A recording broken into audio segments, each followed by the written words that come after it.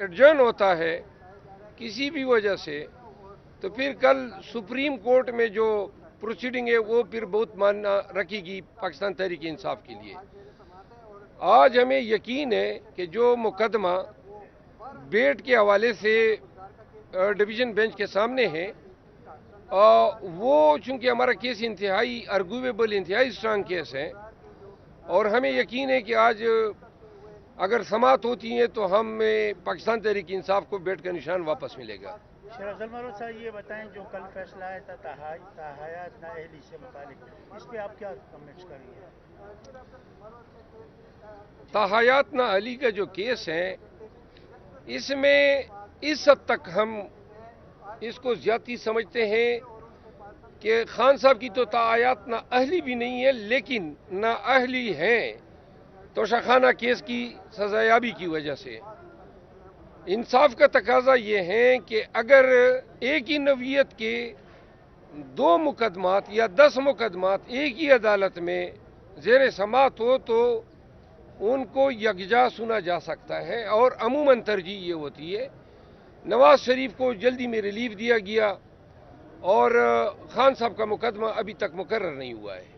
आपने chief justice साहब पाकिस्तान पर अदम इत्मीनान के पार्टी पॉलिसी आपके बयान के अगेंस्ट है, इस पे क्या? मैंने वो किया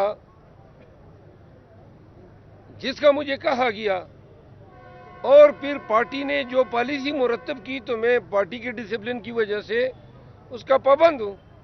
तो फिर मैंने कहा कि जी जो चेंज पॉलिसी है मैं उसका पाबंद हूँ, और जिस तरह पार्टी डिसाइड करेगी उस तरह हम जाएंगे। आप यानी 32 इंतखाबात में हिस्सा ले रहे हैं या नहीं? मेरा ख्याल है कि ले रहा हूँ। इंशाल्लाह। और अभी तक कंफर्म नहीं है पाकिस्तान में, अभी तक तो हमें ये पता नहीं है बाहर निकलेंगे, घर बखैर आफियत जाएंगे, जिंदा भी जाएंगे या नहीं, मुल्क में हालात क्या है।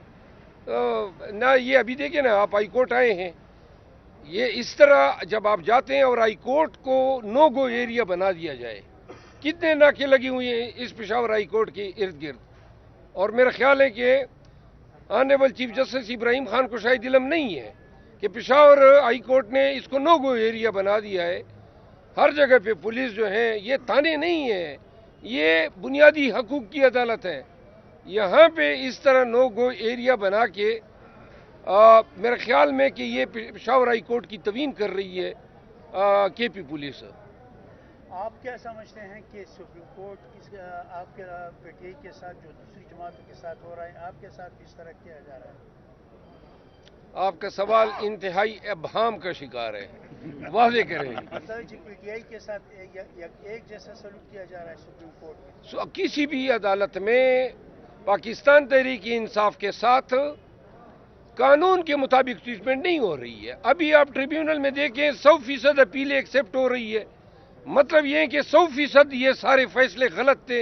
As a matter of policy PTI को टारगेट किया गया, सिंगल आउट किया गया, और तमाम उम्मीदवारों की इन्होंने बिला दरेग कागजात नामजदगी रद्द कर दिए। मेरे कागजात नामजदगी मज़े का खेज बात है, पेशावर में मेरे 6 हम नाम शेर अफजल नाम के, उनके वाटर सप्लाई के बिल मेरे खाते में डाल दिए कि जी इसने बिल नहीं दिया है। अब मैंने जज साहब को कहा कि जी ये किस चीज़ का सहारा लेंगे, यानी इतनी अंधेर नगरी है और चौपट राज है। रिटर्निंग अफसर ने ये भी नहीं देखा कि वो बिल किसके नाम पे है, यानी सिर्फ हम नाम होने पे आप सजा दे रहे हैं। और इसी तरह शहरियार अफरीदी के नॉमिनेशन पेपर से 2 दिन कबल खुफिया पर्चे कर लिए एंटी करप्शन के, उसका नाम डाल दिया। अब कहते हैं वो पर्चों का आपने जिक्र नहीं किया। भाई पर्चे का हमारे फरिश्तों को भी इल्म नहीं था कि आपने पर्चे किए। मसला ये है कि किसी एक रिटर्निंग ऑफिसर पे अपने इख्तियारात के नाजायज इस्तेमाल पे कोई जुर्माना लगा, लोगों की आंखें तो तब खुलेंगी ना, रूल ऑफ लॉ तब होगा। ये अपील एक्सेप्ट हो के कागजात नामजदगी बहाल होना इंसाफ नहीं है। जिन्होंने गलत काम किए उनको सजा दें, उनको कड़ी लगनी चाहिए ऐसी रिटर्निंग ऑफिसर को, उनको जेल जाना। ये फ्रॉड किया इन्होंने इलेक्शन के प्रोसेस में। इन्होंने आईन के जो मैंडेट हैं और इलेक्शन कमीशन की तरफ से जो फराइज इनको जो है तफवीज हुए हैं, ان کا انہوں نے انحراف بھی کیا ہے. ان کا کام تھا فری فیئر اور ٹرانسپیرنٹ الیکشن کرانا. یہ کس چیز میں لگ گئے ہیں؟ پی ٹی آئی کے کاغذات نامزدگی جو ہیں امیدواران کے انہوں نے تمام تقریباً ریجیکٹ کیے. تو لہٰذا 2 ریٹرننگ آفیسر کو بھی اگر سزا ہو جاتی, کوئی جرمانہ لگ جاتا, آگے ابھی اور کام ہونے ہیں. انہوں نے ابھی پولنگ سکیم کے ساتھ مذاق کرنا ہے, انہوں نے ابھی ڈیوٹیوں کے ساتھ ایک ہیوک پلے کرنا ہے, انہوں نے ابھی اور ڈرامے کرنے ہیں. اگر ان کو لگام نہ ڈالی گئی ریٹرننگ آفیسر کو, ہائی کورٹ نے اور ٹریبیونل نے ان پہ چیک نہیں رکھا, تو انہوں نے آگے 8 فروری تک بڑے بڑے ڈرامے کرنے ہیں. تو لہٰذا اس کا واحد علاج یہ تھا کہ ان پہ جرمانے عائد ہوتے. انہوں نے ان کے تمام آرڈرز جو ہیں ہائی کورٹس نے اڑا دیے. اور بھائی ایسے آرڈر کیوں کیا آپ نے؟ اور صرف آرڈر اڑانے سے ہماری دادرسی نہیں ہوتی ہے. لوگوں نے وکلاء انگیج کیے ہیں, کوئی ہنگو سے آ رہا ہے, کوئی دیر سے آ رہا ہے, کوئی چترال سے آ رہا ہے. خام خواہ میں آپ نے لوگوں کو تکلیف میں مبتلا کیا. پھر کمپین لوگوں کی آپ نے خراب کی. وہاں علاقوں میں یہ خبریں پھیلا دی کہ جی فلاں تو نااہل ہو گئے, جبکہ نااہل آپ کی غلط بدنیتی پر مبنی احکامات کی وجہ سے ہوئے.